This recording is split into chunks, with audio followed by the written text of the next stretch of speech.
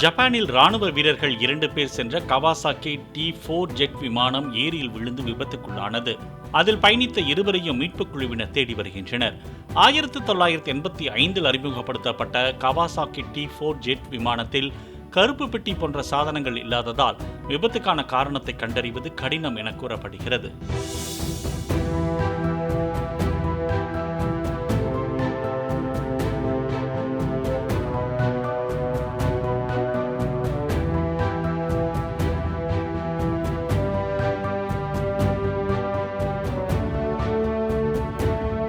Play store மற்றும் app ஸ்டோரில் இருந்து பாலிமர் செயலியை QR கோடு மூலம் பதிவிறக்கம் செய்யுங்கள்.